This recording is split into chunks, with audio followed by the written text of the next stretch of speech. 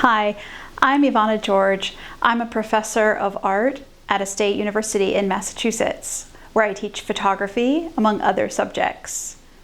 Today I want to share with you a way that you can build a DIY miniature lighting studio for product photography. One of the most common misperceptions among my students is that they need fancy equipment and expensive lighting tricks and tools to be able to get professional results. But the reality is, you actually need to just understand how light works. And you can get professional looking results with very simple tools and technology. So today I want to show you how to use a cardboard box, or you can also use a white foam core. I'm using a large cardboard box, 24 by 24 by 18, to build the miniature studio. Okay, so I'm working with an extra large box, which I got at U-Haul, and I decided to use the box in this orientation to create my miniature studio. This is going to be the front where I photograph from. For the sides, I have cut these windows that open up, and I'm going to be putting some diffusion material here.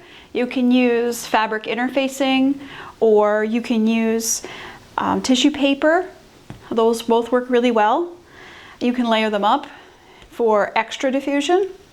I wanted to be able to create a reflector for my inside of my studio, so that's why I left this attached.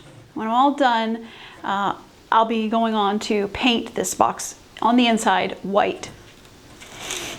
So basically the way I did this was to create a 2-inch mark all the way around, and then I cut it through using an X-Acto knife and a cutting mat.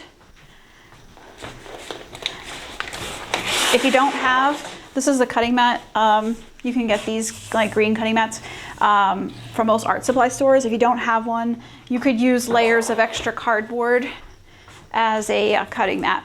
And then to do this, all I did was score. I didn't cut through all the way. I just scored this, and then I was able to bend it very easily. Okay, so for the top, I want to be able to have lights coming from the top. So I did the same thing. I made a window. I cut out a window and I hinged it right here. I'll turn it so you can see it. So this is the top of the box. So it opens up as well.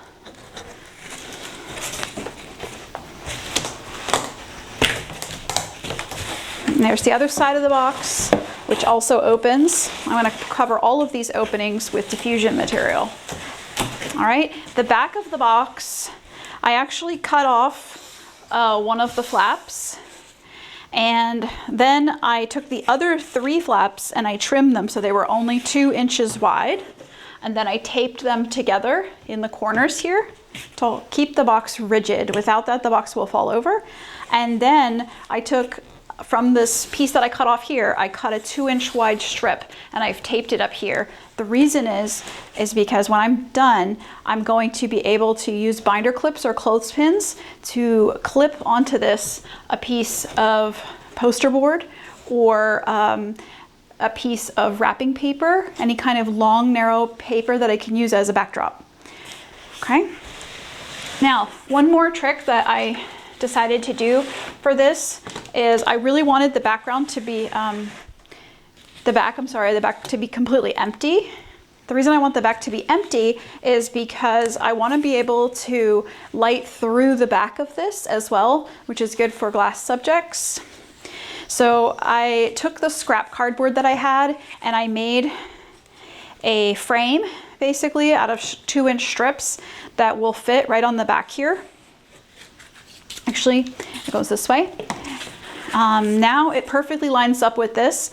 On this frame, I'm going to put some diffusion material, same as what I'm using for the rest of the box. So when I want to light through the back of this, I would take out any backdrop I had on the inside, and I will clip on here with binder clips or clothespins my diffusion material. That will allow me to light right through the back of the box and that's going to be able to create some really great results.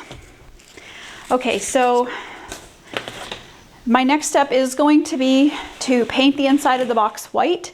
So I will get back to you with more details soon once I've got the inside painted.